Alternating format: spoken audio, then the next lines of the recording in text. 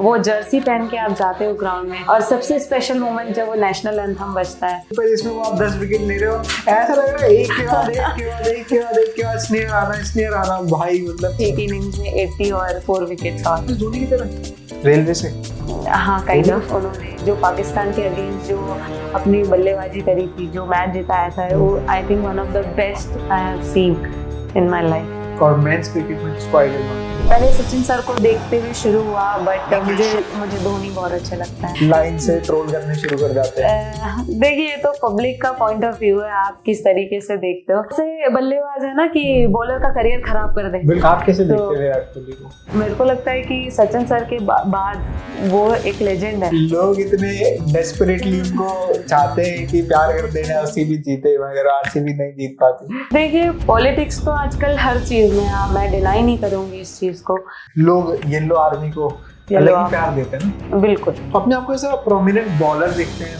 मैं ऑलराउंडर थी, मुझे छीन निकाला तो बहुत ज्यादा खुशी वाला पल था। टीम गेम है ना, तो सबके साथ अच्छी बॉन्डिंग रहना बहुत जरूरी है। आपने भी WPL खेला है जी, इस बार अनफोल्ड रही है जी। इतना क्रेज क्यों हो गया हमारे कंट्री में? मतलब आईपीएल का, जब आईपीएल आता है मतलब 2 महीने ऐसे फेस्टिवल सा चल रहा होता है कि लोग बहुत जल्दी गिव अप कर देते हैं। पहली बार बैट कब पकड़ा था याद? 4-5 साल की उम्र से ही खेल रही हूँ मैं। मतलब कभी-कभी ऐसे टैलेंटेड लोग भी रह जाते हैं पॉलिटिक्स की वजह से। बट अगर आप किसी स्पोर्ट्समैन को उधर रखेंगे ना, तो वो तब तक नहीं छोड़ेंगे उसको जब तक वो उसको अचीव ना कर ले। शादी के बाद नहीं, ये क्वेश्चन कहाँ से आया? बचपन से जबरदस्ती कुछ शुरू होता है तो वो है पढ़ाई, और मर्जी से कुछ शुरू होता है तो वो है स्पोर्ट्स। और स्पोर्ट्स में भी भारत में सबसे ज्यादा खेला जाता है क्रिकेट, देखा भी जाता है क्रिकेट। हर गली, हर मोहल्ले, हर चौराहे पर आपको बच्चे क्रिकेट खेलते हुए दिख जाएंगे, क्रिकेट की बातें करते हुए दिख जाएंगे, क्रिकेट के लिए दीवानगी दिखाते हुए दिख जाएंगे। दोस्तों में कई बार अक्सर पैसे लगाकर भी क्रिकेट खेला जाता है, जिसे और रोमांचक बना दिया जाता है। और बड़े भी इसमें शामिल होते हैं। कभी कभी दफ्तरों में एंटरटेनमेंट के लिए क्रिकेट होता है। संडे में लोग अलग अलग तरीके से समय निकाल कर क्रिकेट खेलने की कोशिश करते हैं। और जब बात क्रिकेट के वर्ल्ड कप की आती है तो पूरा देश एक त्योहार की तरह इस स्पोर्ट्स को सेलिब्रेट करता है। मगर कभी भी बचपन से किसी बच्चे को स्पोर्ट्स में करियर बनाने के लिए नहीं बोला जाता है। आज भी इस देश में यही कहा जाता है कि तुम्हें डॉक्टर बनना है, इंजीनियर बनना है, सीए बनना है, पायलट बनना है। मगर क्रिकेटर या स्पोर्ट्स पर्सन बनने की बात बचपन से बच्चे के दिमाग में कभी नहीं डाली जाती। वो लड़ाइयां लड़ता है माता से, पिता से, स्कूल से, परिवार से, और अपने दम पर आगे बढ़ता है। मगर दिलचस्प मुकाबला तब होता है जब व्यक्ति खुद स्पोर्ट्स में एक अच्छा करियर बना ले।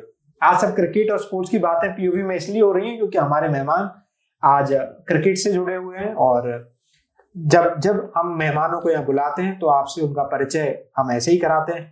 नमस्कार, मैं हूं गजेंद्र सिंह और आप खुल चुके हैं न्यूज दिग्गी के show the point of view में। बहुत बहुत स्वागत है आपका Sneh Rana ji. Thank you so much. आज हमें समय देने के लिए शुक्रिया। लंबी बातचीत करेंगे, मगर शुरुआत हमारे दर्शकों को हम यहीं से करेंगे कि कहाँ आपका जन्म हुआ और कैसे शुरुआत हुई स्नेह राणा की, वो बताइए। जी, मेरा जन्म जो है देहरादून में हुआ है। एक सिनौला गांव है, बहुत छोटा सा देहरादून में जी। तो वहां से मेरा शुरू हुई है, जो जर्नी शुरू हुई है वहीं से हुई है। तो आप उत्तराखंड से? जी बिल्कुल, देवों की भूमि। देवों की भूमि। मतलब बहुत पॉपुलर है उत्तराखंड और बहुत मान्यता है। बिल्कुल। और जिस गाँव से आती है उसके बारे में कुछ बताइए। बहुत छोटा सा गाँव है सिनौला, सिटी से थोड़ा हटके है, एकदम मसूरी के नीचे, एकदम ताजी हवा के नीचे, बिल्कुल पहाड़ के नीचे। क्या बात है। तो वहीं से मेरी जर्नी जो है क्रिकेट की भी शुरू हुई है और मेरी शुरू हुई है। तो आपकी जो स्कूलिंग है वो गांव से ही हुई वहीं पे? जी बिल्कुल। गांव में एक छोटा सा स्कूल था, दून वैली पब्लिक स्कूल, जहाँ पे सारे गांव के बच्चे वहीं जाते थे, बिकॉज वो इकलौता स्कूल था। तो आपने कहाँ तक की पढ़ाई करी उसी स्कूल से? मैंने उधर 10th तक पढ़ाई करी उसी है। स्कूल से? जी बिल्कुल। फिर उसके बाद उसकी ब्रांच में आगे सिटी में गए। कैसे थे पढ़ने में आप? बहुत ही बेहतरीन। पढ़ने में? बिल्कुल। स्पोर्ट्स में भी? फिर स्पोर्ट्स में भी अच्छे थे। में तो आप टीचर्स के फेवरेट रह चुके हैं। अच्छा। तो दोनों को मैनेज करना पहले थोड़ा इजी होता था क्योंकि स्कूल वाले बहुत ज्यादा सपोर्ट करते थे। कौन सा फेवरेट सब्जेक्ट था आपके स्कूल टाइम में? आर्ट्स। ड्राइंग करना अच्छा लगता था? बहुत ज्यादा पसंद थी मुझे पेंटिंग्स। म्यूजिक और स्पोर्ट्स ऐसी एक्टिविटीज होती हैं जो हमारे स्कूल में अक्सर हमें करने को चांस दिया जाता है। तो कभी मतलब स्पोर्ट्स में ऐसे कैसे स्विच हुआ, मतलब पढ़ाई से स्कूल में इंटरेस्ट आ गया था किसी स्पोर्ट्स में या कोई और कारण था? इंटरेस्ट मुझे स्पोर्ट्स में शुरू से ही रहा है, क्योंकि एक्चुअली हमारी जॉइंट फैमिली है, तो बहुत सारे बच्चे हैं। मतलब हमारे दोस्त तो मेरे को जिला घोषित कर दो ऐसे बोलते हैं अपने गांव को जी। तो इतनी बड़ी फैमिली है, तो बच्चों की तो कमी बिल्कुल भी नहीं थी। तो साथ में ही खेला है, सारे गेम्स खेलते थे। तो क्रिकेट एक ऐसी चीज है जो शायद बहुत पहले से सबको खेलने का शौक है। तो गांव की गलियों से शुरुआत करी है क्रिकेट खेलने की। जो भी जितने भी लड़के थे सब बुला के लेकर जाते थे, तो वहाँ उनके साथ ऐसे मेरी क्रिकेट की शुरुआत हुई। और फिर वही चीज स्कूल में जब लंच ब्रेक होता था, उस टाइम पे बॉयज के साथ खेला करते थे। तब शौक के तौर पे खेलते थे, सोचा नहीं था कभी इसको एज अ प्रोफेशन चूज करेंगे। बट धीरे धीरे इस चीज में इंटरेस्ट बढ़ता गया। और स्कूल की तरफ से टूर्नामेंट्स होते थे, स्कूल नेशनल्स होते थे, इंडोर क्रिकेट होता था उस टाइम पे, तो उसमें हम लोग पार्टिसिपेट करते थे, स्कूल की टीम जाती थी। तो इस तरीके से उसमें और इंटरेस्ट आता है। पहली बार बैट कब पकड़ा था याद? ऐसा तो याद नहीं है, बट आई एम श्योर कि 4-5 साल की उम्र से ही खेल रही हूँ मैं। और पहली बार जो मोमेंट याद है जब कुछ अच्छा खेला था या अच्छा हिट किया था, रन मारे थे, तारीफ हुई थी स्कूल टाइम में, ऐसा कुछ याद है? गांव में ही इतनी तारीफ होती थी, क्योंकि अकेली लड़की इतने सारे लड़कों के बीच में खेलती थी। एंड लकीली वो लग भी जाते थे, मैच जितने भी मारती थी, और बॉलिंग भी कराती थी, ऑलराउंडर थी, और फील्डिंग में भी अच्छी थी। तो शुरुआत तो वैसी हुई है। बट सबसे इम्पोर्टेंट जो मैं एक टूर्नामेंट शेयर करना चाहती हूँ आपसे, जो हम लोग लोकल एकेडमी से खेलने गए थे, तो यूपी गए थे खेलने के लिए, और सॉफ्ट बॉल टूर्नामेंट था। तभी लेदर बॉल से नहीं खेलते थे, आपको पता ही है, कॉस्को की बॉल से खेलते थे। तो बिल्कुल, तो उस टूर्नामेंट में मुझे वुमेन ऑफ द सीरीज मिला था। फर्स्ट टाइम मैं अपने घर से बाहर खेलने गई थी। और वो क्लास तो मे बी 7th या 8th रही होगी। उस टाइम पे आप जीत चुके थे एक टूर्नामेंट। जी मतलब टैलेंटेड पहले से ही थे, रिकॉग्नाइज हो रहा था। भगवान ने कूट के भर दिया ना। घर वालों को पता लगा कि ऐसे जीत के आया है, स्कूल का भी नाम रोशन हुआ, तो कैसा रिस्पांस था उनका? रिस्पांस तो शुरू से ही काफी अच्छा था, बहुत ज्यादा सपोर्ट था, इसलिए शायद मैं आज आपके सामने बैठी हूँ। और स्कूल की तरफ से कोई रोक टोक नहीं थी, क्योंकि मतलब बहुत ज़्यादा सपोर्ट किया। ऐसा नहीं है कि सिर्फ स्टडीज़ में आप लोग करो, क्योंकि जब स्पोर्ट्स डे होता था तो सारे स्पोर्ट्स में पार्टिसिपेट करना पड़ता था स्कूल टाइम पे। तो सब में गोल्ड मेडल्स आते थे, तो इसलिए शायद वो लोग भी सपोर्ट करते चले गए। वैसे मम्मी पापा का भी कोई अपोज नहीं किया किसी ने कि लड़की है क्रिकेट मत खेल, ये क्या कर रही है? नहीं, बिल्कुल नहीं किया। हालांकि बहुत सारे आसपास आपके लोग होते हैं, बहुत सारे रिलेटिव्स होते हैं, या बहुत सारे, उस टाइम की बात कर रही हूँ मैं, तब तो क्रिकेट इतना विमेंस में पॉपुलर भी नहीं था, इतनी लाइमलाइट नहीं थी, लोगों को ज्यादा पता नहीं था। तो उनके पॉइंट ऑफ व्यू से वो लोग बोलते थे कि मत भेजो, लड़की है, क्या करेगी स्पोर्ट्स में, इसको पढ़ाओ। But I am fortunate enough कि मेरे पेरेंट्स ने कभी सुनी नहीं उन लोगों की, एंड मेरी खुशी के लिए उन्होंने मुझे सपोर्ट किया। तो जैसे 10th के बाद जब 11th में जाते हैं तो वहाँ पे स्ट्रीम चूज करनी होती है, कौन सी स्ट्रीम चूज की आपने? मेरी कॉमर्स थी। कॉमर्स थी, तो उसके साथ ही डिसाइड किया था खेलने का, तब तक कुछ हुआ था क्लियर या सिर्फ स्टडीज चल रही थी? क्लियर तो पहले ही हो गया था। पढ़ाई तो बस चल रही थी साथ। अच्छा, खेलने का क्लियर हो गया था, पढ़ाई चल रही थी जी। तो मतलब कैसे, कब हुआ था ये क्लियर, कब ये क्लैरिफिकेशन मिला कि स्पोर्ट्स में करियर बना? आई थिंक 9th-10th में वो सब एकदम क्लियर हो गया था कि इसको एज अ प्रोफेशनल ही खेलना है। शुरुआत ही मेरी यही थिंकिंग से हुई थी कि अगर मैं खेलूंगी तो मुझे एक दिन इंडिया रिप्रेजेंट करना है, तो उसी से मोटिवेशन लेके मैं। कैसे जन्मा था ये थॉट आपके दिमाग में, मतलब पहली बार कब, कैसे स्ट्राइक हुआ ये चीज, कब इंडियन टीम को रिकॉग्नाइज शुरू किया था? शुरुआत में हम लोग बस वीडियोस देखते थे कभी कभी, क्योंकि इतना मीडिया का सपोर्ट नहीं था स्टार्टिंग में। तो मिताली राज का नाम सुना था, झूलन गोस्वामी जी का नाम सुना था, एंड थोड़े मेल क्रिकेटर्स का नाम हमने सुना था।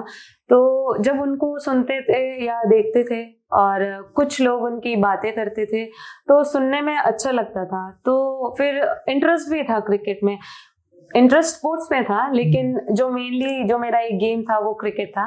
सो फिर यही सोचा कि बस इसको एज अ प्रोफेशन खेलते हैं, क्योंकि पढ़ाई में हमें पता था हम ना डॉक्टर बन सकते ना हम लॉयर बन सकते, क्योंकि वो स्ट्रीम ही नहीं है। इंटरेस्ट नहीं है उतना ज़्यादा, पढ़ाई की तरफ उतना ज़्यादा नहीं है जितना स्पोर्ट्स में है। एंड तो वही करना था कि स्पोर्ट्स में अपना एक नाम कमाना था। जो ये थिंकिंग है वो चेंज करनी थी लोगों की।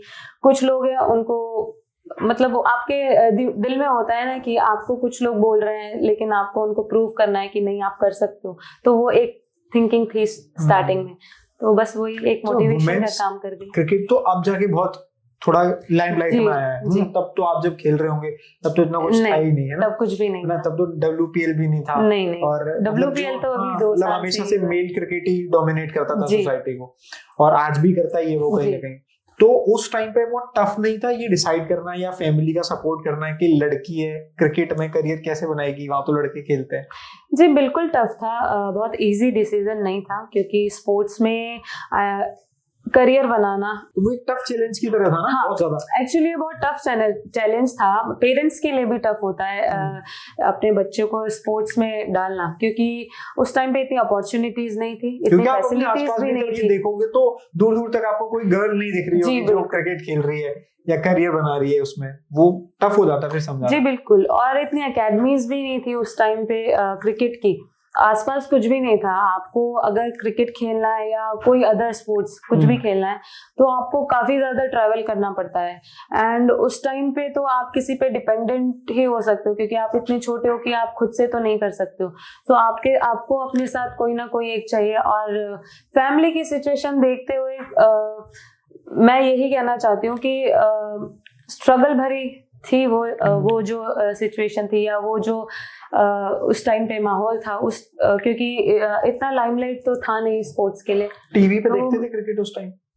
बहुत ज्यादा तो नहीं, बट हाँ मेंस का देखते थे, क्योंकि विमेंस का इतना एयर नहीं होता था उस टाइम पे। कौन था उस टाइम सबसे फेमस प्लेयर?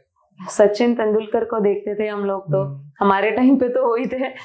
तो फिर धीरे धीरे धोनी को देखा, तो इस तरीके से राहुल द्रविड़ सर को देखा। काफी ज्यादा। सबसे पहले किससे सीखा देख के? सचिन सर से। जी मतलब कौन ही उनको नहीं देखता था। बिल्कुल मतलब वो संस्थान से तो मतलब क्रिकेट इज इक्वल टू हम सचिन तेंदुलकर कह सकते हैं। बिल्कुल। तो आप जब ये डिसाइड कर रहे थे कि स्पोर्ट्स में करियर बनाना है, क्रिकेट में करियर बनाना है, तो वहां पे फैमिली साथ थी कि ठीक है ओके चलो आगे बढ़ो? जी। तो 10th से ही आपने प्रिपरेशन शुरू कर दी थी पढ़ाई के साथ? 10th से नहीं, मैं कहना चाहूंगी मैंने 6th क्लास से ही शुरू कर दिया था।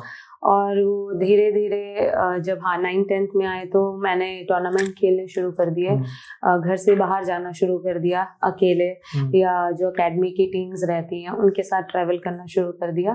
तो इस तरीके से वो धीरे धीरे आगे बढ़ता चला गया। तो पहला हिट क्या रहा लाइफ में, जब जहाँ लगा कि यार सही ट्रैक पे हैं, थोड़ा कुछ तो कर ही लेंगे इसमें? मैंने आपसे शेयर किया थोड़ी देर पहले कि जब यूपी जाके वो वुमेन ऑफ द सीरीज मिला, आई थिंक वो एक बहुत ही बड़ा मोटिवेशन होता है एक प्लेयर के लिए। कौन से ईयर कौन सा था? ईयर तो मुझे याद नहीं है।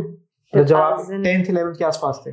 नहीं, उससे भी पहले। अच्छा, उससे भी पहले जी। तो तब आप women of the series select हुए जी। तो वहां से क्लिक हुआ कि आगे जाया जा सकता है जी।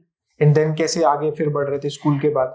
जी स्कूल वालों ने सपोर्ट किया पूरा, फिर स्कूल चेंज भी किया। स्कूल में कोई टीचर था जिसने बहुत इंपॉर्टेंट रोल प्ले किया लाइफ में? मैं कहना चाहूंगी कि सबने इम्पोर्टेंट रोल प्ले किया। अगर शायद वो मुझे इतना सपोर्ट नहीं करते मेरी स्टडीज को लेके, मेरी जो अटेंडेंस लगती है स्कूल में, तो अटेंडेंस के बेसिस पे ही सब चलता है, आप आओ, बट उन्होंने इतना मुझे सपोर्ट किया कि वो मुझे 2-2 महीने भेज देते थे बाहर क्रिकेट खेलने के लिए। जी बिल्कुल।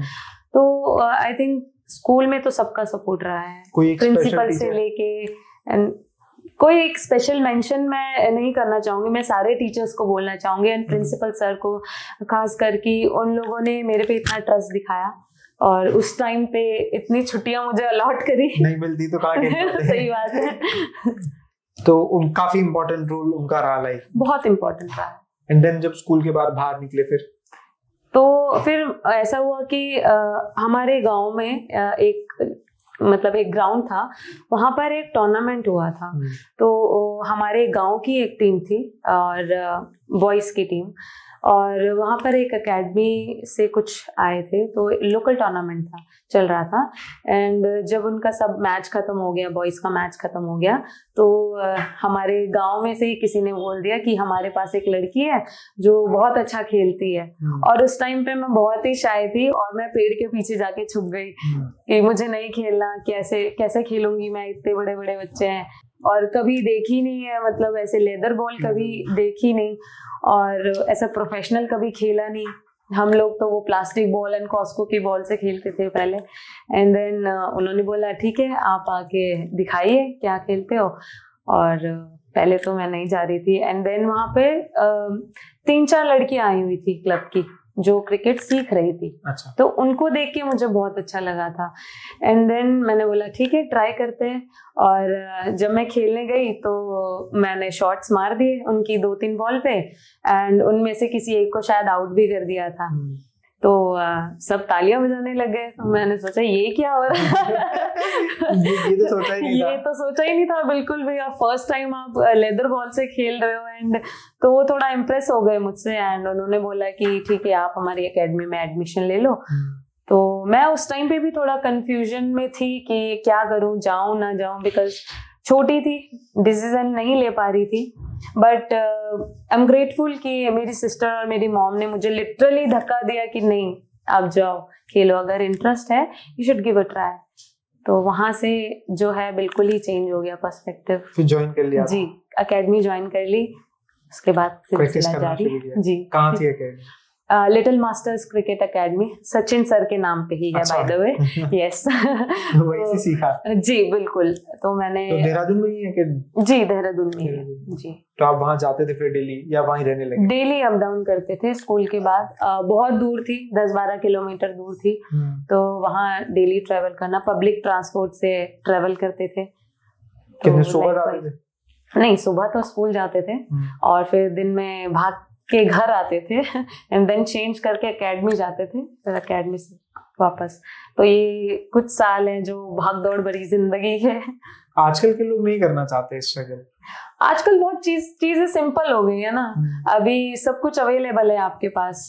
उस टाइम पे तो नहीं था इतना सब कुछ, तो आपको करना ही है। अगर आपने ठान लिया आपको करना है तो फिर आपको करना ही है, आप चाहे वो 50 किलोमीटर दूर हो। बट आज लोग सुविधाओं के साथ भी नहीं करना चाहते, उनको क्या कहोगे?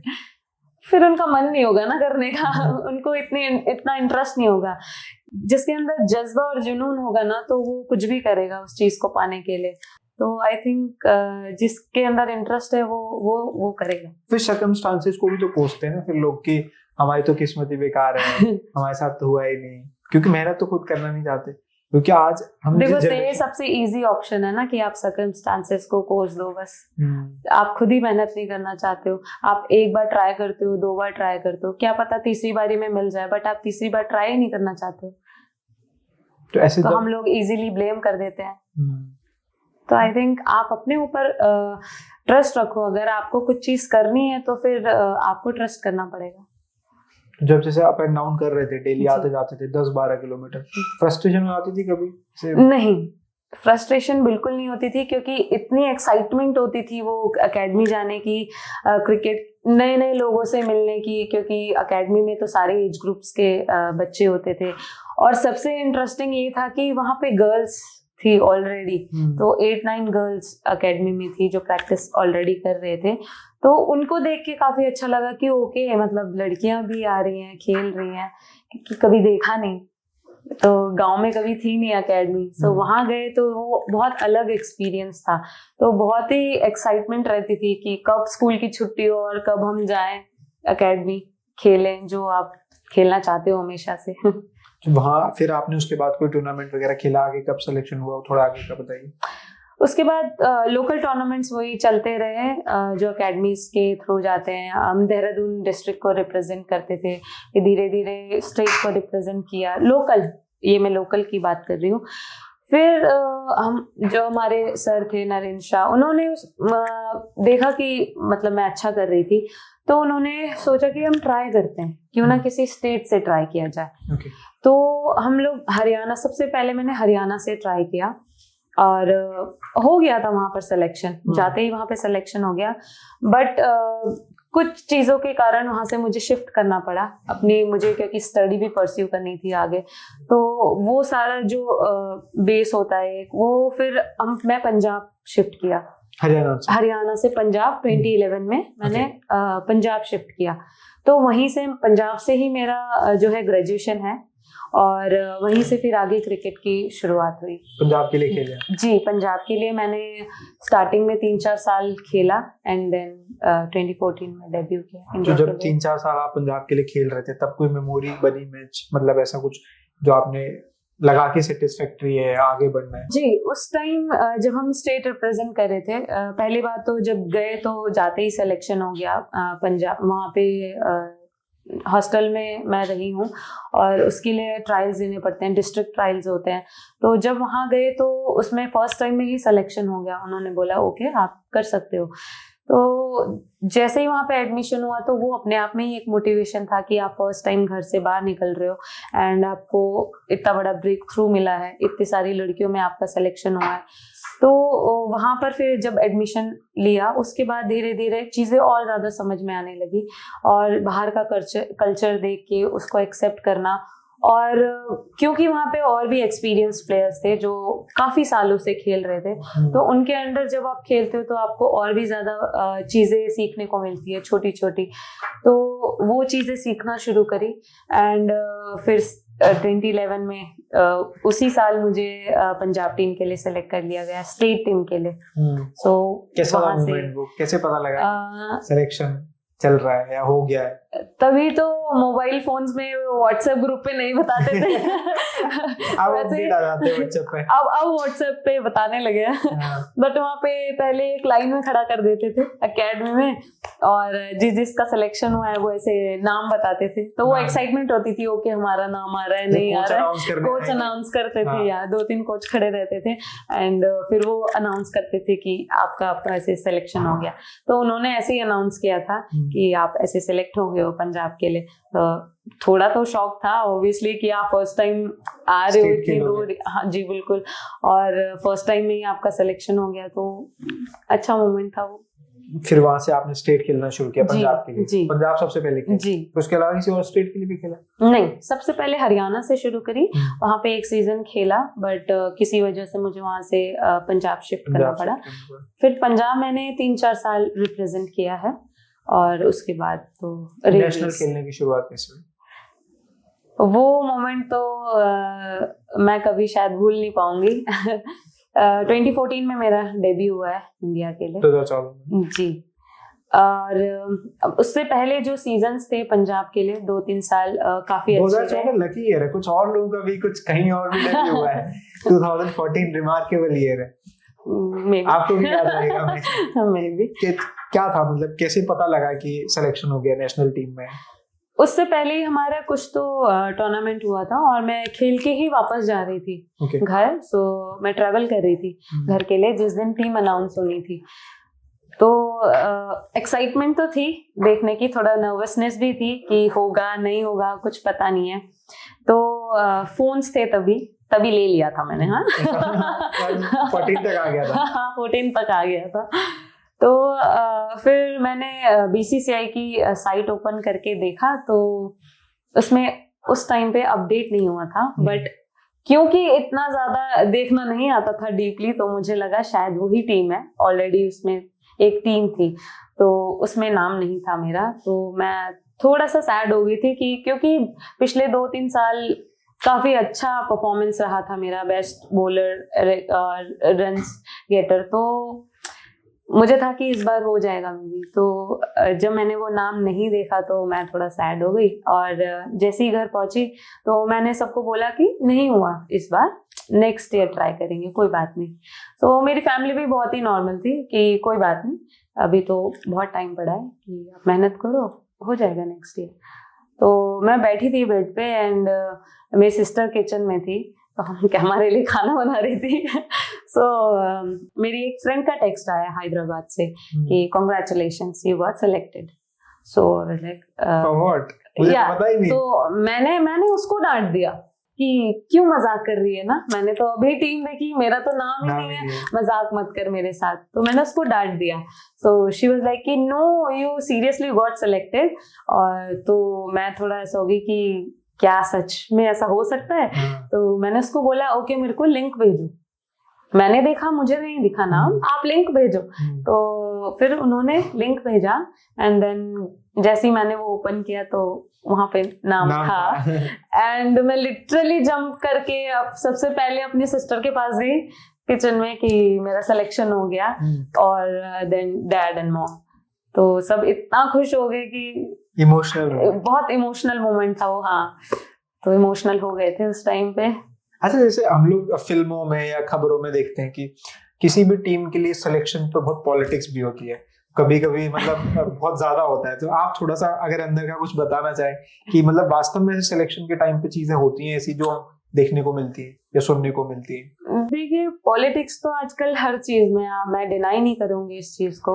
कभी कभी ऐसे टैलेंटेड लोग भी रह जाते हैं पॉलिटिक्स की वजह से सिलेक्शन के टाइम पे इतना कुछ। देखिए वो हमारे कंट्रोल में नहीं है ना। एंड देन फिर जब पहला मैच खेलने के लिए आप नेशनल टीम में गए तो वो क्या था मोमेंट, वो बताएं। तो मेरा डेब्यू श्रीलंका के अगेंस्ट हुआ, विशाखापट्टनम में था। और जब वहां पे गए तो नेक्स्ट डे जब मैच था तो आपको पहले ही बता दिया जाता है नेशनल साइड में कि आप प्लेइंग 11 में हो या नहीं हो। तो जब आपको पता होता है कि आप ड्रेसिंग रूम शेयर कर रहे हो इतने बड़े प्लेयर्स के साथ जिनके साथ मतलब सिर्फ सुना है उनका नाम, मिताली राज एंड झूलन गोस्वामी, जिनको देख के आप आए हैं यहाँ। बिल्कुल बिल्कुल। तो वो एक बहुत ही प्राउड वाली मोमेंट होती है। और जब हम वहाँ गए, जब हम लोग ग्राउंड एंटर करे एंड वहाँ पे जब वो जर्सी आप पहनते हैं जिसमें इंडिया लिखा रहता है, मतलब जिसके लिए आप इतनी मेहनत करी है, इतना स्ट्रगल करते हो, और जब वो जर्सी पहन के आप जाते हो ग्राउंड में, और सबसे स्पेशल मोमेंट जब वो नेशनल एंथम बजता है, तो मतलब बॉस उस टाइम पे ऐसा लगता है यू हैव अचीव समथिंग, आपने यस आपने कुछ कर लिया है। तो वो एक मोमेंट होता है जिसमें बहुत ज्यादा प्राउड वाली फीलिंग आती है कि यस चीयर हो रहा होता है, इंडिया इंडिया कुछ तो किया है। और वहां पर इतनी पब्लिक थी, लोकल पब्लिक, मतलब हमारे लिए खुद सरप्राइजिंग वाली बात थी कि बहुत ज्यादा लोग आए हुए थे। तो वो देख के काफी अच्छा लग रहा था एंड वो लोग बहुत ही ज्यादा चेयर अप कर रहे थे इंडिया को। तो वो जब सुन रहे थे ना स्टैंड से come on India, come on women's cricket को, जब वो लोग शाउट कर रहे थे ऐसा, तो वो सुन के काफी अच्छा लगा। जब ऐसे प्लेयर्स को देखते हैं, जब चेयर कर रहा है कम ऑन ऐसे करके जब इशारा आता है तो वो गूज़बम्स तो देता है वो कि मतलब जब कंट्री को कोई चीयर करता है तो बिल्कुल मतलब बहुत ज्यादा उत्साह बढ़ जाता है आपका कि मतलब आपको कोई देख रहा है, शायद वो आपसे इंस्पायर भी हो रहा हो, उसके बहुत सारे एक्सपेक्टेशंस होंगे आपसे, आपको देखने आया है वो, मतलब फिर वो चीज और ज्यादा अच्छे से निकल के आती है कि ठीक है, मतलब आप अपनी कंट्री के लिए खेल रहे हो, आपको देख रहे हैं लोग, आपसे इंस्पायर हो रहे हैं, तो फिर वो फीलिंग अलग होती है। जो मोमेंट के लिए हमने इतना मेहनत, इतनी बिल्कुल बैरियर्स को तोड़ा है, यहाँ पहुंचे हैं, वो जब बनता है तो फिर याद रह जाती है। बिल्कुल। कैसा रहा मतलब आपके लिए वो ओवरऑल पहला मैच? ओवरऑल मैच तो बहुत अच्छा था। मेरा बॉलिंग में भी काफी अच्छा परफॉर्मेंस रहा, फील्डिंग भी काफी अच्छी हुई थी, मतलब ओवरऑल में जो मेरा डेब्यू था वो काफी अच्छा रहा। काफी बढ़िया जी। उसके बाद नोटिसेबल कब खेला आपने, मतलब कि जब आपको भर भर के तारीफें मिली, लोगों ने नोटिस किया? उसके बाद हमारा न्यूजीलैंड से सीरीज थी, होम सीरीज थी वो, और कुछ तो मैच में मतलब बहुत ही लो स्कोर वाला मैच था वो। आई थिंक इंडिया ने शायद अराउंड 120-130 ही उसमें किया था। तो उसमें मैं और झूलूदी खेल रहे थे मेरे साथ, और फर्स्ट टाइम मैं उनके साथ ऐसे खेल रही थी। तो उस मैच में मैंने क्रूशियल 3 विकेट्स लिए थे, तो हम लोगों ने शायद उनको 110 या समथिंग पे ऑल आउट कर दिया था, इतने लो स्कोर में भी। तो वो एक मेमोरेबल मैच है। और वो जब 10 विकेट ले डाले आपने टेस्ट में, वो तो रिसेंटली है। वो तो मतलब क्या ही कर दिया, क्या खा के गए थे उस दिन आप? मैं बहुत सारे लोगों का आशीर्वाद खा कर गई थी। मैं वो वीडियो देख रहा हूँ YouTube पे जिसमें वो आप 10 विकेट ले रहे हो, ऐसा लग रहा है एक के बाद एक स्नेयर आना भाई, मतलब मोमेंट था वो, मतलब क्या। बिल्कुल वो उसके पीछे बहुत सारी मेहनत थी। बहुत सारी नहीं, बिल्कुल मेहनत होती है उसके पीछे। पर जब विकेट्स ले रहे थे उस टाइम कैसा फील कर रहे थे, मतलब क्या लग रहा था कि आज तो अच्छा लग रहा था। टेस्ट क्रिकेट तो मुझे लगता है बेस्ट फॉर्मेट है क्रिकेट में खेलने के लिए। और जब डाल रहे थे बॉल और विकेट पे विकेट मिल रहे थे, क्योंकि वहाँ के पिच ऐसी है कि बहुत अच्छा बाउंस मिल रहा था, निप मिल रहा था, अच्छा टर्न मिल रहा था, तो मैं बोला बॉस यही टाइम है निकाल लो बस जितनी जल्दी हो सकता है। तो बैक टू बैक ओवर्स डाल रही थी, तो मतलब ब्रेक थ्रूज दिला रही थी अपनी टीम को। तो वो अच्छा लगता है जब आपकी टीम आप पे ट्रस्ट करती है, आपका कैप्टन आप पे ट्रस्ट करता है एंड आपको वो बार बार लेकर आता है कि टीम को जरूरत है आप ब्रेक थ्रू दिलाने के लिए। तो जब आप उस चीज में कामयाब होते हो, आप वो चीज करके देते हो अपनी टीम को उस टाइम पे, तो मुझे लगता है कि वो सबसे ज्यादा सेटिस्फेक्शन देता है आपको एज अ प्लेयर। जब ये कारनामा करके आए उसके बाद तो बधाइयों की लाइन लग गई होगी। जी बिल्कुल। उसके बाद तो मतलब किस किस के फोन आए, मतलब कोई बहुत सारे लोग थे एक्चुअली। सबसे पहले तो मुझे पता ही नहीं था कि ये रिकॉर्ड बन गया है इतना बड़ा। अच्छा। सो जब सब बोलने लगे कि रिकॉर्ड है तो आई वाज लाइक ओके। तब मुझे रियलाइज हुआ जब मैं रोप से बाहर गई और जब हमारे कोचेस एंड ऑल वो सब मुझको कंग्रेचुलेशंस बोलते गए। And then after that after match selectors भी आके बोलने लगे कि you have achieved this milestone. तो तब लगा कि ओके कुछ तो किया है, अचीव कर लिया है। बिल्कुल, और इतना बड़ा अचीव कर लिया है, जो रिकॉर्ड बन गया अपने आप में। जी 10 विकेट्स। जी। अपने आपको ऐसा प्रोमिनेंट बॉलर दिखते हैं? मैं ऑलराउंडर देखती हूँ। ऑलराउंडर नहीं, वो तो आप हैं ऑलराउंडर, वो तो आप हैं। बट अपने आप को मतलब बेहतर कहाँ पे पाते ज्यादा, कंफर्टेबल? मैं तो ऑलराउंडर हूँ, बोल रही हूँ, तीनों डिपार्टमेंट में पाती हूँ मैं तो। जहाँ टीम को जरूरत होती है वहां जाके खड़े हो जाओ। बिल्कुल टीम के पीछे ही खड़े जी, जहाँ जरूरत है वहां है। फील्डिंग मेरा सबसे इंटरेस्टिंग पार्ट है। बैटिंग बॉलिंग तो है ही, बट मैं फील्डिंग बहुत ज्यादा एंजॉय करती हूँ। बैटिंग बॉलिंग से भी ज्यादा? बिल्कुल, बैटिंग बॉलिंग से भी ज्यादा। वो लड़ाई नहीं है कि बैट सबसे पहले चाहिए, वो तो गांव में करते थे ना। मेरा बैट है, मुझे चाहिए। खेली वाली क्रिकेट? बिल्कुल खेली है, क्यों नहीं खेली? आज भी वो मतलब रील्स में कभी कभी आ जाता है पुराने वाले, तो बिल्कुल लगता है कि नहीं मेरा बैट है, मैं पहले खेलूंगी। आउट हो गए तो भाग जाओ। कल चांस आएगी, कल आएगी। क्रिकेट खेलते खेलते कई बार चोटिल भी हो जाते हैं, वापस भी चले जाते हैं फिर लंबे समय के लिए। तो 2016 में आपके साथ ऐसा हुआ? जी। क्या हुआ था? 2016 में हमारे मल्टी डेज चल रहे थे एंड तो काफी ज्यादा लोड की वजह से मेरा ACL इंजरी हुई थी मुझे 2016 में, जिसकी वजह से मैं 1 साल तक क्रिकेट से दूर रही। बिल्कुल रेस्ट। बिल्कुल रेस्ट। जोर सा नहीं पड़ता इंसान पे जब ऐसे काम से दूर हो जाए 1 साल के लिए? जी बिल्कुल पड़ता है। आप थोड़ा मेंटली थोड़ा डाउन भी हो जाते हैं उस टाइम पे, क्योंकि आपका पीक पीरियड जब चल रहा हो और उस टाइम पे ऐसी मेजर इंजरी हो जाए जिसकी वजह से आप क्रिकेट से इतना दूर हो जाओ, तो ऑब्वियसली इफेक्ट करता है, आपके मेंटल हेल्थ पे भी इफेक्ट करता है।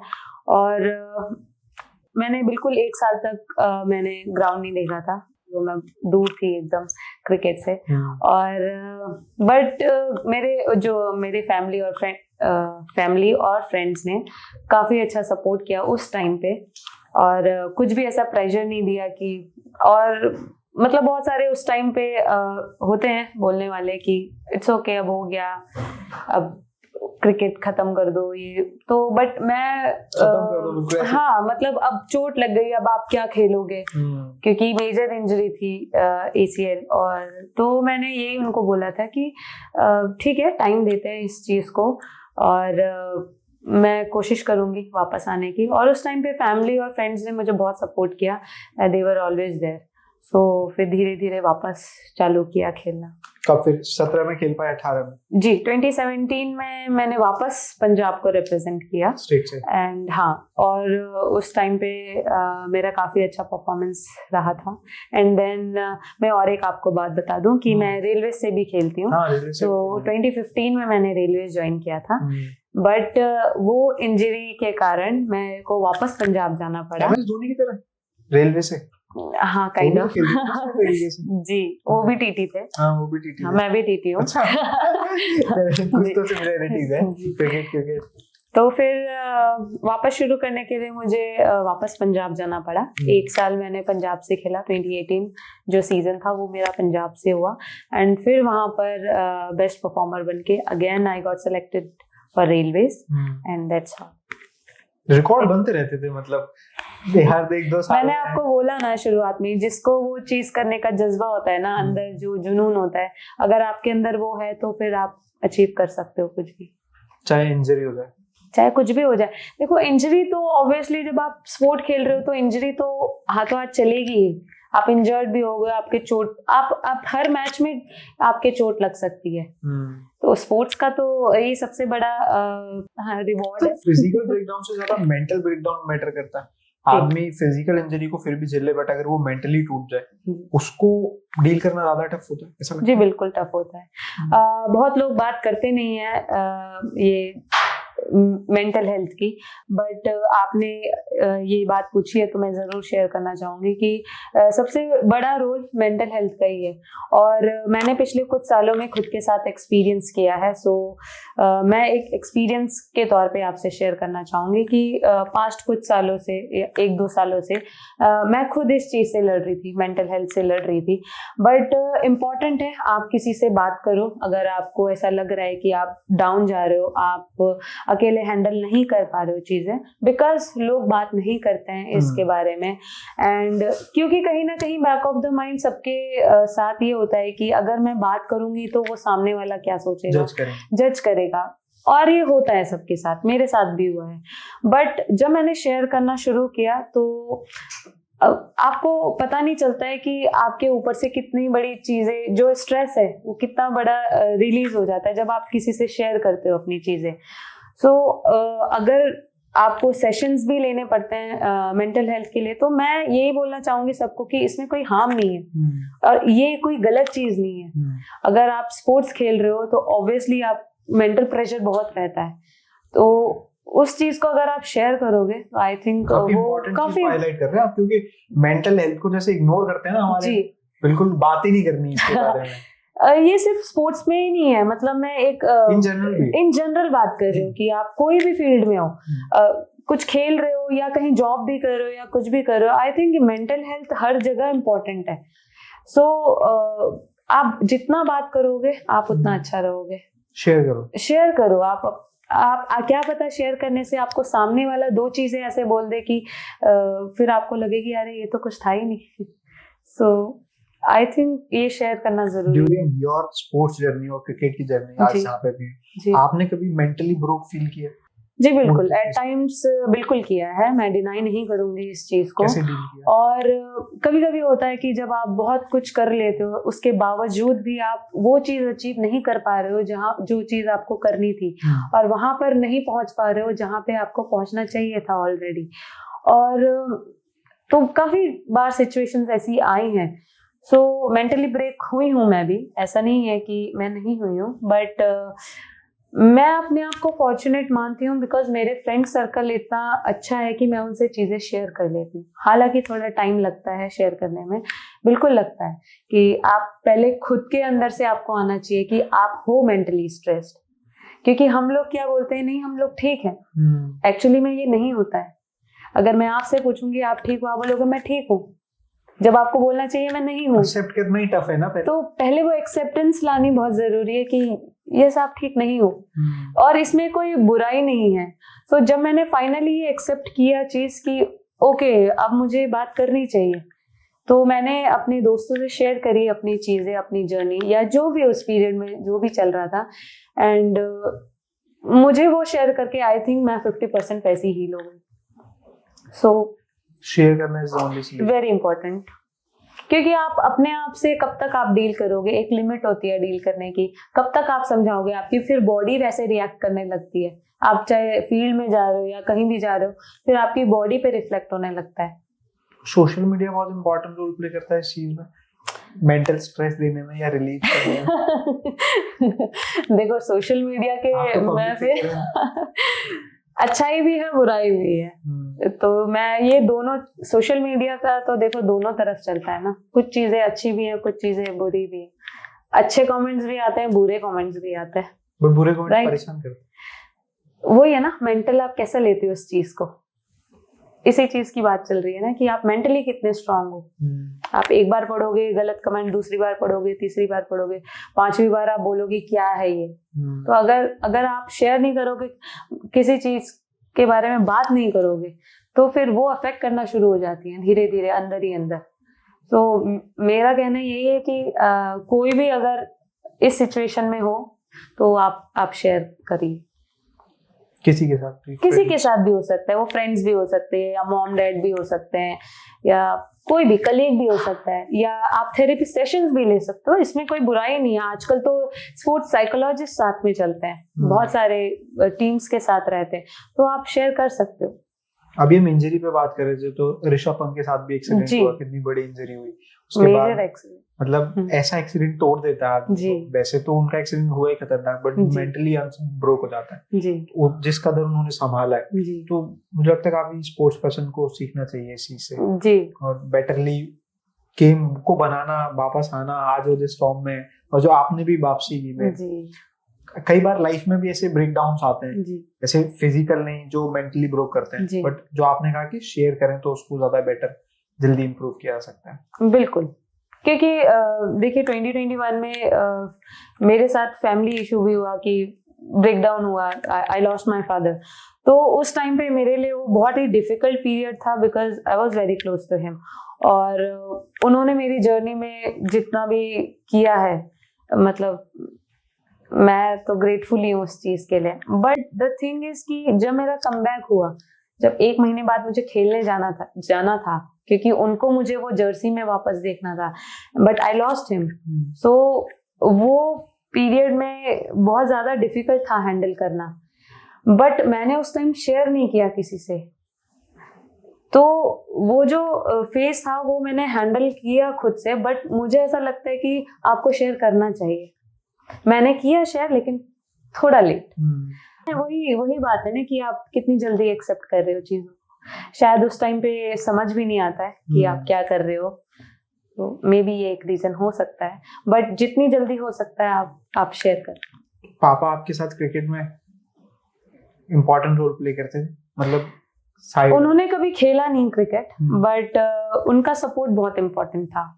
मतलब अब जिस टाइम पे हम लोगों ने शुरू किया था क्रिकेट, आप समझ सकते हो उस टाइम पे लोगों के ताने सुनना, ठीक है, फाइनेंशियल इतने स्ट्रांग नहीं थे हम लोग कि हर जगह, क्योंकि ट्रैवल करना होता था ओन एक्सपेंसेस पे जब अकेडमीज के लिए जाते थे खेलने के लिए। उस टाइम पे वो चीजें करना, सोसाइटी से लड़ना कि आप बेटियों को बाहर भेज रहे हो, अकेले भेज रहे हो, ये बहुत ही बड़ा एक सोसाइटी की वो चीज है कि भाई लड़की है, आपको अकेले नहीं भेजना है बाहर। फिर शादी का कि अब हो गया है, चलो इनकी शादी भी करानी है, इनको पढ़ाओ, क्यों स्पोर्ट्स में डाल रहे हो।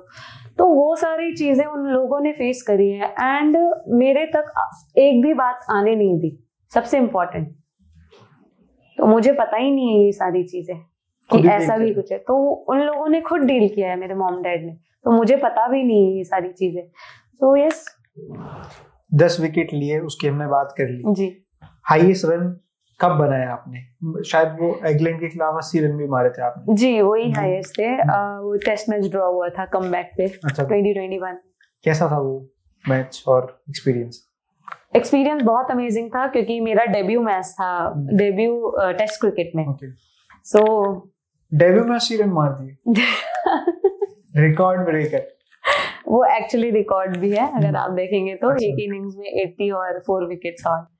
क्या बात है। तो जब वहां पे खेलने गए तो एक्साइटमेंट तो ऑब्वियसली थी, बट हाँ वो फेस थोड़ा ऐसा था कि मुझे करना था।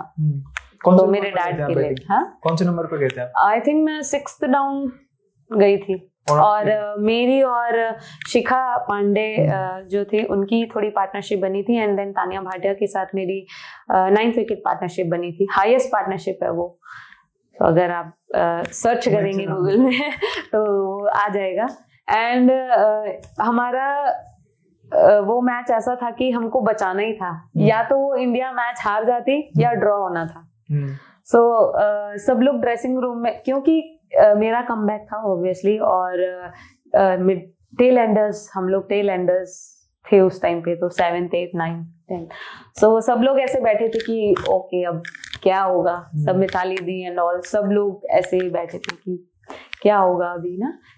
तो मैं सच बताऊं तो एक्सपेक्टेड नहीं था वो किसी ने एक्सपेक्ट नहीं किया होगा, but then when we went in, जब मैं और शिखा दी की पार्टनरशिप होने लगी थोड़ी, तो सब लोग थोड़ा एक्साइटेड हो गए, तो वापस वो चीजें होना शुरू होगी कि हम लोग कर सकते हैं।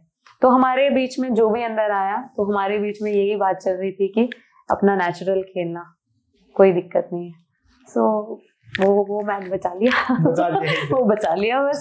जब 80 रन मार के आप वापस लौटे तो ड्रेसिंग रूम में क्या माहौल था, वो बताइए। कैसे रिएक्ट कर रहे थे सारे प्लेयर्स? बहुत ज्यादा खुश थे सब लोग, क्योंकि सब लोग पहले ऐसे ही बैठे थे कि क्या होगा नेक्स्ट मैच, जा सकता है, हाथ से जा सकता है, बट फाइनली जब वो ड्रॉ करा के हम लोग बाहर निकले, मैं और तानिया, सो सब लोग क्लैप कर रहे थे और सब लोग इतना ज्यादा खुश हो गए कि ड्रॉ हो गया मैच, मतलब छीन लिया मुंह से, मुंह से छीन निकाला। तो बहुत ज्यादा खुशी वाला पल था, माहौल लग रहा था एकदम, बहुत अच्छा माहौल था। सबसे ज्यादा किसके साथ आपकी अच्छी बॉन्डिंग है? आपने कई बड़े नाम लिए हैं जिनके साथ आप खेले हैं, मैच में फूलन जी का भी नाम लिया आपने, और भी काफी सारे क्रिकेटर्स जिनके साथ आपने साथ में खेला है। किसके साथ सबसे ज्यादा अच्छा बॉन्ड शेयर करते हैं? सबके साथ अच्छा बॉन्ड है मेरा, सबके साथ जी। किसी के साथ कुछ खास नहीं सब में इक्वल? मेरा खुद के साथ बहुत खास बॉन्ड बहुत ज्यादा इम्पोर्टेंट है, बाकी सबसे तो चलता है, खुद के साथ इम्पोर्टेंट बहुत ज्यादा होना चाहिए। टीम गेम है ना, तो सबके साथ अच्छी बॉन्डिंग रहना बहुत जरूरी है। अच्छा, वुमेन्स में आइडियलाइज किसको करते हैं? विमेंस में क्योंकि हम जब शुरू किया था तो मिताली दी और झूलन दी का ही नाम सुना था, तो मैंने मिताली दी को ही आइडियलाइज किया है जब क्रिकेट शुरू किया। फिल्म भी बनी है उन पे? जी, फिल्म भी बनी है, शाबाश मिथु जी। कैसी फिल्में पसंद है? मुझसे पूछो तो मुझे जो डिफेंस वाली मूवीज होती है, आर्मी वाली मूवीज होती है, मुझे बहुत पसंद है। अभी अक्षय कुमार की रिलीज भी हुई है, वो मैं अभी देख नहीं पाई हूँ अनफॉर्चुनेटली जी, तो मैं जरूर देखूंगी जी। आप पे कभी चाहते हैं कभी फिल्म बने? कौन नहीं चाहता सब चाहते हैं। किसको देखना चाहते हैं अपनी फिल्म में? मैं साइमी खेर। क्या मतलब ऐसा क्या स्पेशल है कि आप उनको देखना चाहते हैं? क्योंकि वो स्पोर्ट्स से बहुत ज्यादा जुड़ी हुई हैं और वो क्रिकेट खेलती हैं, और सचिन सर के साथ भी उनका थोड़ा सा बैंटर चला था क्रिकेट को लेके, तो वो एक स्पोर्ट्स पर्सनालिटी की तरह अगर मैं देखूं तो वो मुझे अच्छी लगती है। और मेंस क्रिकेट में किसको आइडियल मानते हैं? मेंस क्रिकेट में तो पहले सचिन सर को देखते हुए शुरू हुआ, बट मुझे धोनी बहुत अच्छा लगता है। उनका नेचर एकदम काम, जिस तरीके से फील्ड में रहते हैं, जिस तरीके से सब कुछ देखते हैं कि क्या चल रहा है, उनका प्रेजेंस ऑफ माइंड, तो ये सारी चीजें देखना। कभी उनके साथ खेलना मिलना हुआ है? मिले हैं बट खेलना नहीं हुआ। अभी क्रिकेट में मतलब एक चेहरा है जिसको सब बात करते हैं, विराट कोहली जी, सब जानते हैं, सब उनको देखना पसंद करते हैं, इतने रिकॉर्ड्स उन्होंने बनाए, बट कभी कभी जब नहीं परफॉर्म करते हैं तो सुनने को भी बहुत मिलता है। मतलब जितना उस इंसान को तारीफ मिलती है उतना ही फिर उसको डिफेम भी होने लगता है, कमेंट्स आने लगते हैं। तो मतलब ऐसा सबके साथ ही होता है या उनके साथ ही होता है, और क्यों होता है? मतलब आपका जनरल ओपिनियन क्या है कि अगर परफॉर्म नहीं किया तो सुनाने लग जाएंगे, तो उसको लाइन से ट्रोल करने शुरू कर जाते हैं? देखिए, ये तो पब्लिक का पॉइंट ऑफ व्यू है, आप किस तरीके से देखते हो। शायद उन लोगों की एक्सपेक्टेशंस बहुत रहती हैं कि ये प्लेयर है तो हम लोग कुछ भी हो, कैसे भी सिचुएशन में हो, ये प्लेयर बंदा अगर खड़ा है तो ये मैच निकाल लेगा, बट जब वो नहीं करता है तो शायद लोग उसको थोड़ा सा दूसरे वे में ले जाते हैं कि वो इमोशंस होते हैं बेसिकली वो, तो मैं उनको भी गलत नहीं बोलूंगी। एंड अगर प्लेयर की बात करें, प्लेयर्स पर्सपेक्टिव से अगर मैं बात करूं, तो ये एक फेज होता है। मतलब आप एक प्लेयर का एक फेज आता है जब आप बहुत अच्छा, बहुत ऊपर जाते हो, बट कभी कभी आप करना चाहते हो लेकिन आपसे हो नहीं पाता है। ऑब्वियसली वो इतने बड़े लेवल पे खेल रहे हैं, उन्होंने इतने मैचेस जिताए हैं इंडिया को, उनका रिकॉर्ड है मतलब जो शायद ही कोई अब तोड़ेगा आने वाले टाइम पे, and close to Sachin sir. So उन्होंने कुछ ना कुछ किया है, शायद इसीलिए वो वहां पर हैं और सब लोग उनको मानते हैं। एंड उनका भी फेज आता है, तो मेरे हिसाब से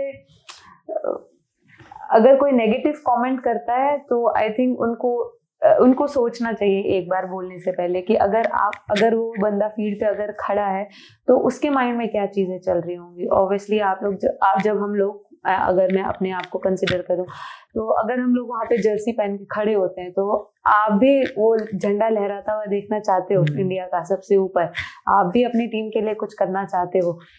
तो वो एक मतलब मैं मोमेंट ही बोलना चाहूंगी कि वो फेज और मोमेंट होता है कि आप नहीं कर पाए, आप वहाँ पे फेल हो गए। बट ये जो पब्लिक है जो हम लोगों को देख रही है, स्पेक्टेटर्स हम लोग को देख रहे हैं, तो आई थिंक उनको भी थोड़ा सा समझना चाहिए कि अगर वो वहाँ पे गया है तो कुछ करने ही गया है। आप कैसे देखते हैं विराट कोहली को? मतलब मेरे को लगता है कि सचिन सर के बाद वो एक लेजेंड है क्रिकेट का, जिन्होंने वो कैरी किया है। जो सचिन सर ने जहाँ छोड़ा था वहां से वो लेकर उठे हैं अभी क्रिकेट को। एंड वो जैसा भी खेल रहे हैं, जो उन्होंने परफॉर्म किए हैं, उन्होंने जो पाकिस्तान के अगेंस्ट जो अपनी बल्लेबाजी करी थी, जो मैच जिताया था, वो I think one of the best I have seen in my life. तो मैं उनको अच्छा, मतलब मुझे अच्छा लगता है विराट कोहली। ये तो मतलब क्या लगता है आरसीबी को क्यों नहीं जिता पाते? लोग इतने डेस्परेटली उनको चाहते हैं कि प्यार करते हैं आरसीबी जीते, मगर आरसीबी नहीं जीत पाती। अब इसमें तो मैं क्या ही मतलब क्या लगता है कारण? वो तो फिर आपके टीम कॉम्बिनेशन के ऊपर बात आ जाती है ना। वो अकेले तो नहीं खेल रहे ना क्रिकेट, आपके उनके साथ 10 लोग और फील्ड पे हैं, 10 लोगों के साथ बाहर के भी जो जितने भी सारे, वो टीम गेम है। तो अगर टीम एफर्ट लगाएगी तो ऑब्वियसली वो लोग जीतेंगे। जो आप स्ट्रेटेजीज बना रहे हो, जैसा आपका गेम प्लान है, वो जो पर्टिकुलर डे पे जो अच्छा करेगा वो जीतेगा।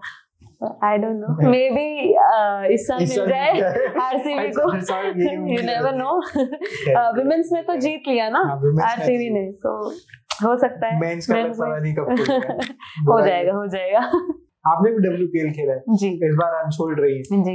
कई सवाल आए कमेंट बॉक्स में, पूछ रहे हैं कैसा लग रहा है? बहुत टफ क्वेश्चन है। बहुत टफ है। मतलब जब इस तरीके के सवाल आते हैं तो परेशान तो करते हैं, और जनता प्यार करती है तो पूछती भी है जी। तो क्या कहेंगे? कुछ नहीं, देखो ये प्लेयर्स के ये हमारे हाथ में नहीं है ऑब्वियसली, और ये आपको खुद ही एक्सेप्ट करना पड़ेगा कि कभी आपको बहुत अच्छा मिलेगा और हो सकता है कभी ना भी मिले।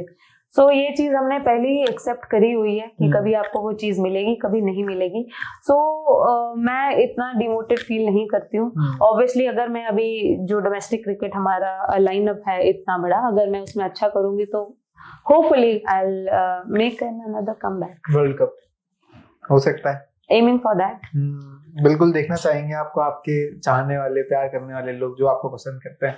WPL की 2 सीजन खेले आप? जी 2 सीजन खेले। कैसे रहे थे दोनों? बहुत बेहतरीन रहे हैं। एक में तो मैंने कैप्टनसी भी करी है फर्स्ट ईयर, और बहुत ही डिफरेंट सा माहौल रहता है वहाँ पर, और बहुत अच्छा एक्सपीरियंस था जब फॉरेन प्लेयर्स के साथ आप लोग जेल अप होते हो। एंड फ्रेंचाइज क्रिकेट का वो एक अलग माहौल रहता है, अलग एक्सपीरियंस रहता है। इतना क्रेज क्यों हो गया हमारे कंट्री में? मतलब आईपीएल का, जब आईपीएल आता है तो मतलब 2 महीना ऐसे फेस्टिवल सा चल रहा होता है। आपको शॉर्ट फॉर्मेट है और लोगों को मजा आता है क्योंकि मिक्स होके सब खेलते हैं, तो मे बी इसलिए ज्यादा इंटरेस्टिंग रहता है। आप किसको सपोर्ट करते हैं आईपीएल में? हाँ, खुद को। नहीं, मेंस वाली टीम में बताओ ना। मेंस टीम में चेन्नई सुपर किंग्स सबसे ज्यादा किताब है ना उसके पास। जी, वैसे तो पंजाब के लिए एक सॉफ्ट कॉर्नर है दिल में, क्योंकि पंजाब से खेलती हूँ। सो पंजाब को मैं सपोर्ट करूंगी, बट कहीं ना कहीं चेन्नई। जी, धोनी रीजन है जी। इस बार लगता है खेलेंगे?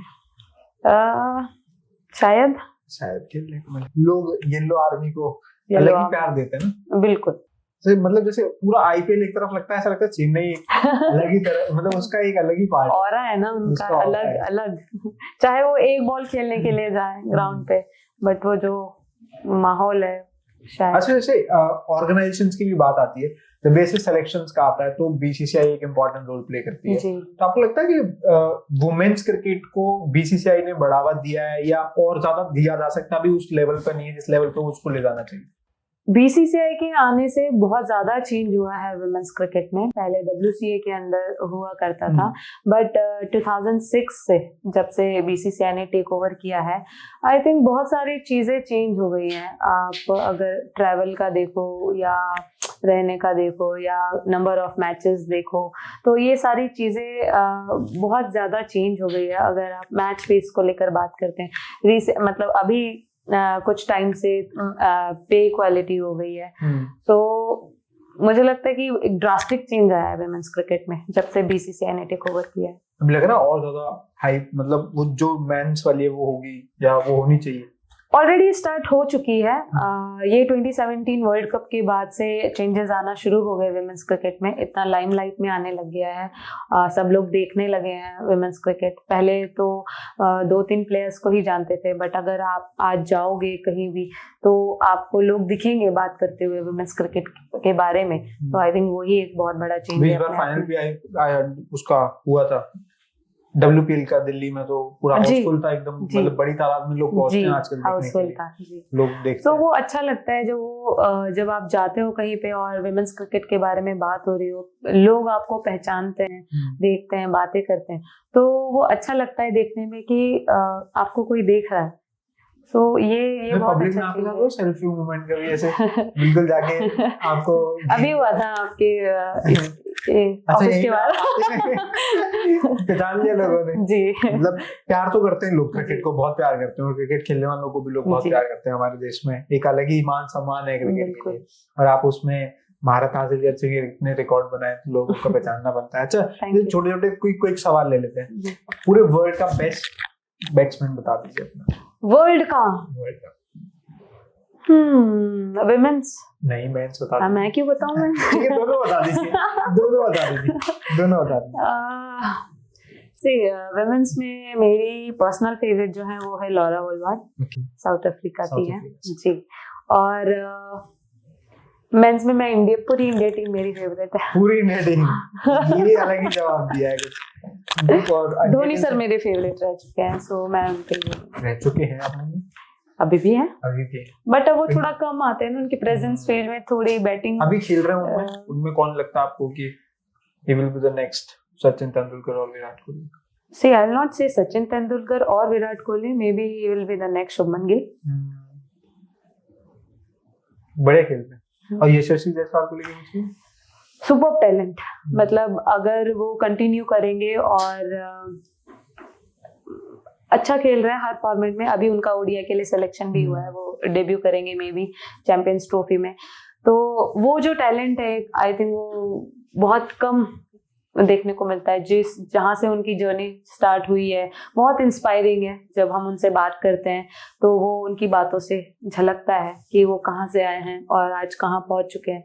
तो काफ़ी अच्छा लगता है उनसे बात करना, और अगर वो ऐसा ही खेलते रहेंगे तो आई थिंक उनके नाम पे भी काफी सारे रिकॉर्ड्स होंगे, बन सकते हैं जी। रिंकू सिंह सेंसेशन, एक इंसान 5 छक्के लगा देता है, वो टावर तोड़ पा रही थी। वो ऐसे बल्लेबाज है ना कि बॉलर का करियर खराब कर दे। बिल्कुल, सदमे में डाल दे इंसान को, सदमे में डाल दो, वो आएगा ना दोबारा बॉल करने। सही बात है, ऐसी पारी खेली थी इन्होंने, लगता है बढ़िया कमाल करेंगे आने वाले टाइम में। जी बिल्कुल कर सकते हैं। अगर शॉर्ट फॉर्मेट की बात करी जाए तो काफी प्रॉमिसिंग क्रिकेटर है वो भी। अभी जैसे आप बहुत छोटे शहर से आके इंटरनेशनल लेवल पे आपने नाम बनाया, आज कई मतलब वुमेन एम्पावरमेंट की बात होती है हमारे देश में और ठीक ठाक होती है, हो भी रहा है, बट आज भी एक बड़ी तादाद है जो बेड़ियों को पहने बैठी हुई है और जिन बेड़ियों को डाल रखा है, मतलब आज भी लड़कियों के पैरों में। मैं तो कह रहा हूँ गांव छोड़ दो, आप शहरों में भी लड़कियों को रोक रखा है अभी। तो कुछ मैसेज है उनके लिए, मतलब क्या करना है उनको, कैसे फाइट करना है, जाया जा सकता है तो कैसे निकलना है उनके लिए, कुछ कहेंगे? देखिए, मैंने आपको यही बात बोली ना कि पहले तो खुद के अंदर से आना चाहिए वो चीज़, आप अगर करना चाहते हो। और फिर मैं तो पेरेंट्स के लिए ये बोलना चाहूँगी कि अगर आपका बच्चा कुछ करना चाहता है तो आप उसको सपोर्ट कीजिए, रादर देन कि आप ये सोच रहे हैं कि सोसाइटी क्या बोलेगी या ये लोग क्या बोलेंगे। तो मुझे नहीं पता कि वो 4 लोग कौन होते हैं जो बोलते हैं, हमने तो नहीं देखे आज तक वो 4 लोग। सो अगर ये आपका ये सोच रहेगी तो आप कुछ भी नहीं कर पाओगे। आप वो बंधन में बन जाते हो फिर कि ये क्या सोच रहा है या वो क्या सोच रहा है। तो मुझे ऐसा लगता है कि आप आजकल जो आज की जनरेशन की मैं बात करूँ या आज की पीढ़ी की, तो स्पोर्ट्स काफी ऊपर चला गया है। तो अगर आप एज अ प्रोफेशन भी चूज करना चाहते हो, आप, मैं सिर्फ क्रिकेट की बात नहीं कर रही हूँ, आप ओवरऑल कोई भी स्पोर्ट्स ले लो। अभी recently kho kho world cup हुआ है यही दिल्ली में। तो ऐसा नहीं है कि सिर्फ एक स्पोर्ट ऊपर जा रहा है, कबड्डी भी आ गया है, कबड्डी आ गया है, यू नो, टेनिस में लोग कर रहे हैं, चेस में लोग कर रहे हैं, अभी वर्ल्ड चैंपियन रहे हैं। सो स्पोर्ट्स में करियर है, क्योंकि पेरेंट्स के माइंड में सबसे पहली चीज यही आती है कि लड़की है तो करियर देखना है, और सेकंड चीज ये आती है कि इसको दूसरे घर जाना है शादी करके। ठीक है, समझ रहे हो आप बात?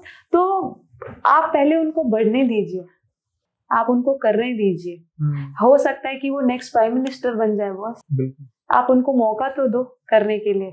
जब तक आप मौका नहीं दोगे तो आपको पता नहीं चलेगा कि वो क्या कैपेबिलिटी रखती है करने के लिए। सो लेट देम फ्लाई, उनको चांस की एक मौके की जरूरत होती है हर किसी को, बस वो आपको एक मौका देना है, दैट्स इट। खुश करना जी। शादी करने का प्लान नहीं, ये क्वेश्चन कहाँ से आया? वो अभी शादी की बात बोली ना आपने, तो मैंने कहा पूछ लेते हैं। तो मैंने तो दूसरों की बोली ना। तो अभी इंसान खुद तो प्लान करता है ना कभी कभी, बहुत सारे लोग हैं, पूछ लेते हैं। अभी तो मैं बहुत छोटी हूँ, अभी तो खेलने कूदने की उम्र है मेरी, अभी खेलना है और क्या। अभी वर्ल्ड कप आ रहा है तो अभी तैयारी करनी है, अभी तो 2 वर्ल्ड कप और खेलना है। अच्छा, फिर उसके बाद करना है। फिर सोचेंगे कुछ वर्ल्ड कप खेलने के बाद, और क्या। अभी नहीं है कोई प्लान? नहीं। आजकल के रिलेशंस को लेकर कुछ कहना चाहेंगे? मतलब क्योंकि बहुत ज्यादा शॉर्ट टेम्पर्ड हो गई हैं चीजें और बहुत ज्यादा बात होती है इस चीज पे, इसलिए मैं आप एक इम्पैक्ट क्रिएट करते हैं सोसाइटी पे, और हम जो सोशल मीडिया पे जहाँ हैं वहां पे ऐसी ज्यादा चीजें बात भी होती हैं। कुछ कहेंगे आजकल के रिलेशंस को लेकर? आई थिंक आपको टाइम देने की जरूरत है थोड़ा, क्योंकि चीजें हमेशा एक तरफ से नहीं होती है, दोनों तरफ से होती है। तो अगर आपने किसी चीज में इन्वेस्ट किया है तो गिव टाइम, आप सोचिए समझिए, ऐसे जल्दबाजी में डिसीजन मत लीजिए। अभी 2025 स्टार्ट हुआ है, जनवरी का मंथ है, तभी हम मुलाकात हो रही है। आगे साल का क्या क्या प्लान है, क्या क्या खेलने वाले हैं इस बार? अभी तो डोमेस्टिक आने वाला है, मल्टी डेज हैं, और उसके बाद कुछ सीरीज है, होम सीरीज है इंडिया की, एंड देन अक्टूबर में वर्ल्ड कप है। काफी ज्यादा प्रैक्टिस प्रेशर चल रहा होगा वर्ल्ड कप का एकदम? ऐसे प्रेशर तो नहीं, बट हाँ प्रैक्टिस जारी है जी। क्या लग रहा है जो इंडियन टीम है, इंडियन वुमेन्स टीम है, उसके कैप्टनसी को लेके काफी चर्चे चलते रहते हैं, ये वो, आपका कहाँ स्टैंड है, किसको होना चाहिए?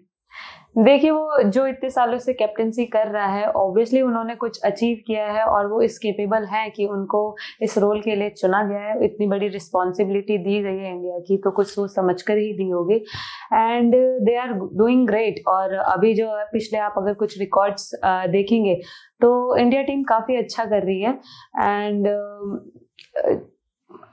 जो यंगस्टर्स भी आ रहे हैं आई थिंक वो भी काफ़ी अच्छा कर रहे हैं। और कैप्टेंसी को लेकर अगर बात करेंगे, कोई नाम जिसे सजेस्ट करना चाहिए, जिसको बनना चाहिए? ये आप अच्छा खेले। नहीं, मैं तो पूछ रहा हूँ, आप बताइए क्या लग रहा है? कोई ओके, हम तो चाहते हैं आप कैप्टन बन जाए। अब मैं भी चाहती हूँ। अब लोग चाहते हैं तो मैं भी चाहती हूँ ना। बीसीसीआई चाहे तो मजा आए। अभी क्या लग रहा है कि जब जैसे क्रिकेट खेलता है एक इंसान या कोई भी स्पोर्ट्स खेलता है, बाकी जो नॉर्मल लोग हैं और एक स्पोर्ट्स पर्सन है, मतलब as a in person cricket क्या ऐड करता है आपकी लाइफ में? जब आप कोई भी स्पोर्ट्स खेलते हैं तो आप बहुत ज्यादा डिसिप्लिन्ड हो जाते हो, एंड आप मेंटली काफी टफ हो जाते हो हर चीज को लेके। सो एक अगर कोई जो नॉन स्पोर्ट्स है, वो अगर आप कोई स्पोर्ट्स पर्सन को अगर साथ में रखे, तो आई थिंक जो ये गिव अप वाला एटीट्यूड है ना, कि लोग बहुत जल्दी गिव अप कर देते हैं बहुत सारी चीजों में, बट अगर आप किसी स्पोर्ट्समैन को उधर रखेंगे ना, तो वो तब तक नहीं छोड़ेंगे उसको जब तक वो उसको अचीव ना कर ले। तो वो उस चीज जो एक जिद होती है ना अंदर से, आई थिंक वो एक स्पेशल फैक्टर रहती है स्पोर्ट्समैन के अंदर। आपके अंदर अभी क्या जिद है जिसको पाना है? मेरे अंदर मुझे वर्ल्ड कप खेलना है। और मुझे वो इंडिया जर्सी वापस डालनी है। So, जीतना है बिल्कुल, वो लिफ्ट करना है कप। अभी तक का सबसे ज्यादा इमोशनल और प्राउड मोमेंट क्या रहा आपके लिए? इमोशनल तो जब आप सेलेक्ट होते हो अपने नेशनल साइड के लिए, तो वही एक सबसे बड़ा मोमेंट होता है। एंड प्राउड वाला मोमेंट तो बहुत सारे रहे हैं। जैसे मेरा 21 में जो कमबैक हुआ था, जिसकी हमने बात करी, उसमें जो ड्रॉ हुआ था मैच, वो एक स्पेशल मोमेंट था। उसके बाद कॉमनवेल्थ गेम्स में जब फर्स्ट टाइम इंडिया खेली, फर्स्ट टाइम क्रिकेट हुआ, उसमें हम लोग runners up, G silver medal था हमारा। एंड वो जो मैच था सेमीफाइनल्स अगेंस्ट इंग्लैंड, जिसमें मैंने लास्ट ओवर डाला था और 6 बॉल में 13 रन चाहिए थे, and but we won that match. तो वो एक स्पेशल प्लेस होल्ड करता है मेरे दिल में, कि जब आपका कैप्टन या आपका जो मैनेजमेंट है वो एक ऑफ स्पिनर पे ट्रस्ट कर रहा है, जब उनके मेन बैटर उधर खेल रहे हैं। सो आई थिंक उससे बड़ी चीज आपके लिए नहीं होती कि कोई आप पे इतना ट्रस्ट करके आपको लास्ट ओवर पूरी जिम्मेदारी दे रहा है फाइनल्स का टिकट दिलवाने के लिए। सो अगर आप उस चीज पे खरे उतरते हो तो वो एक अमेजिंग फीलिंग होती है। Proud moment. जी बिल्कुल। नहीं बिल्कुल होता है एक इंसान के लिए जब ऐसी चीजें अचीव होती हैं, और हमारी बिल्कुल दुआ है कि आप वर्ल्ड कप खेलें और जीतें भी। Thank you. बहुत शुक्रिया, आपसे बात करके बहुत अच्छा लगा। Thank you so much. और मैं अपने ऑडियंस से, अपने दोस्तों से यही कहना चाहूंगा कि तमाम बातें जो हमने स्नेह राणा से आज इस पॉडकास्ट में की है, और हम बिल्कुल ये मान सकते हैं कि आप हमारी हर बात से सहमत नहीं होंगे, इत्तेफाक भी रखते होंगे। तो अगर नाराजगी है या कोई बात पसंद नहीं आई तो कमेंट बॉक्स खुला है आपके लिए, लिखिए वहां पे।